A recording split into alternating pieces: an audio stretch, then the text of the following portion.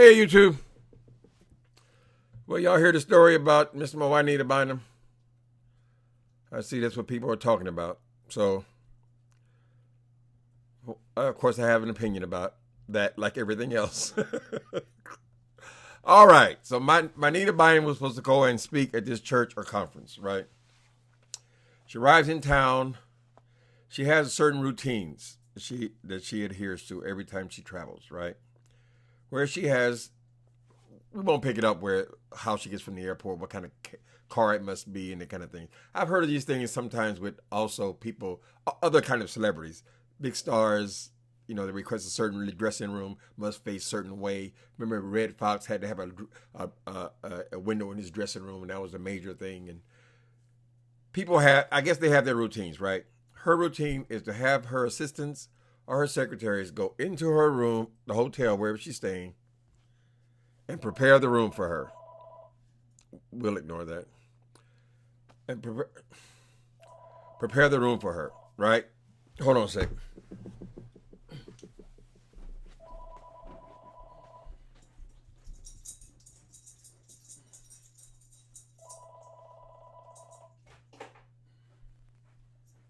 Okay. Like I was saying, her routine is to have her assistants, the people who travel with her, go and prepare her room. She says she knows what goes on in hotel rooms, so she refuses to sit down on the furniture there. I've also experienced this with some certain kind of pastors. I'm an usher at my church. I've been for many years. And I've encountered people who, when they're traveling with someone else, the armor bearer, come and tell you all the special things that have to be done for the pastor. Oh, they can't have regular water. They got to have sparkling water. Oh, it's got to be open in the presence of the audience. Oh, you can't bring no water into, whatever. They have their little routines, right? So JUANITA feels like she cannot even sit on furniture where somebody could possibly have had sex. This is her thing. Her assistants know it, and they go and they prepare her rooms for her. They bring white sheets with them. Well, it wasn't clear. Do they bring white sheets? No, I think they would have brought their own sheets. They don't want the hotel sheets because those would have been fornicated on as well. So the assistants bring an extra suitcase for white sheets to cover all the furniture, change the bedding. She wants her own personal bedding on the bed. Even the chairs, everything must be covered in white sheets, right? Then they go through the process of laying out her garments. All the things she will wear under her robes when she preaches. Now I can understand that you want to be in a hurry, you want to get there, do your job, and go get out of there, right? But I don't think it's unreasonable to have enough time to go into a drawer and take out your drawers and things, and your bras and underwear and so forth. Unless JUANITA actually doesn't even want her clothes in the drawers in a hotel. If she is this sensitive. Now, there are germaphobes. There's all kind of people in the world. As long as she does her job, it's not really our business. Who cares? But JUANITA BYNUM cares about these things a great deal. So when they prepare her room for her, and her clothes are, okay, that must be it then. Her clothes are not in the drawers or dressers of a hotel. They lay them out on top of the dresser. I guess they cover the dresser first in case somebody got down on the dresser. And then when she arrives, all this stuff is taken care of, right? So she got there, it was all taken care of. She went somewhere. She's not clear about where she went to. But while she was gone, the pastor of the church, this guy named John Moore, he gained entrance into her room. And this is where all the trouble started. This pastor, came into JUANITA BYNUM's room after it had been prepared for her. She had already arrived. Now, I guess they both got a different side to this. But it's never made clear why he goes to the room. Now, you can say that, okay, I've got special guests coming to town. I want to make sure everything is right. I understand Dr. BYNUM is very sensitive, so I want to make sure her room is right. I'll check it personally myself so we don't have these problems, right? Well, this was something that ordinarily would happen before she arrived in the room. She took particular offense that this man had waited till she was checked into the room and then came into her room. Now, of course, the obvious thing, what she says is she couldn't preach knowing that the pastor, had seen her undergarments. Now, listen here. I'm gay. I don't know about all of this male, female stuff you guys got going. I didn't think that it was any big deal that someone saw your fabric under your underwear.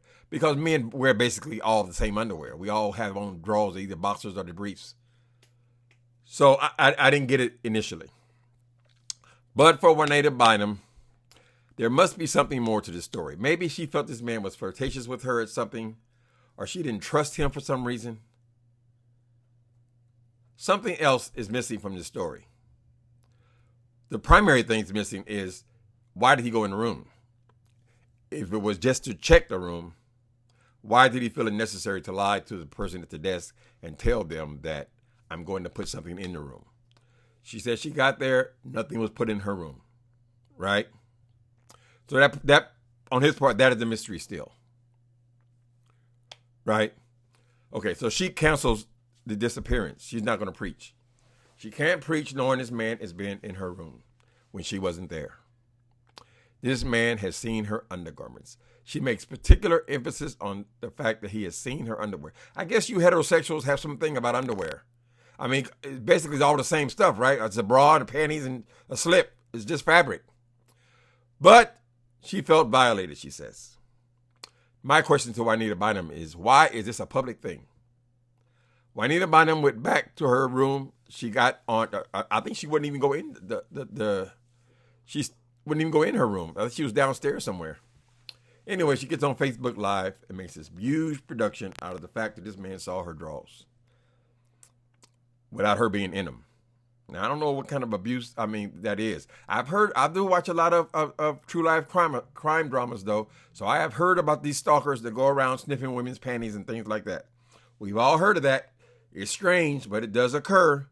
She's not clear on why he did it. And I'm not clear on why she made such a public spectacle of this, because basically she's accusing this man of being a pervert. Now, unless there was something going on between them, I don't know why she would jump to that conclusion. Seems to me this could have been handled with a conversation. Perhaps the conversation could have included this man's wife. In his explanation, he came on to this Faces congregation where she didn't show, hand in hand with his wife. To me, it seems like it could have been an easy explanation. Here's why I went to the room. That was never discussed. I don't know if they people even talked to each other after this. Did she even ask him why he was there? Was he just checking the room? JUANITA BYNUM goes on to Facebook and makes this huge story. So now she's going viral for this evening or whatever. Why would you want to rain down on this man's reputation if he is an innocent man? I mean, you must be something is missing here where you must feel like this is something perverse about this visit.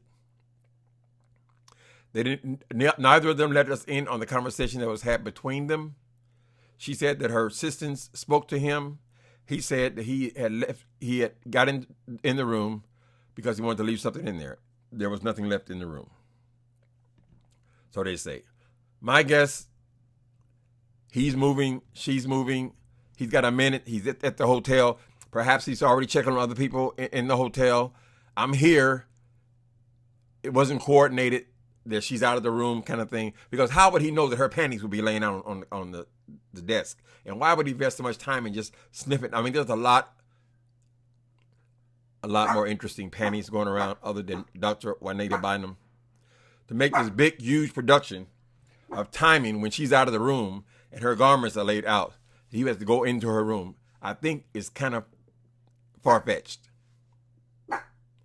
So anyway, initially I was totally against, I thought JUANITA BYNUM was being too much of a diva. But I don't know. There's still that one question that must be answered. Now, if it was a simple answer, why didn't he just do it? Why didn't he just tell her? Here's why I went in your room. Sweeney, stop. Here's why I went in your room, right? Anyway, so she canceled the appearance, and then he went before his audience and offered to give all the money back. All this now over seeing her underwear. So this all leads me to believe that for some reason she had prior situation with him.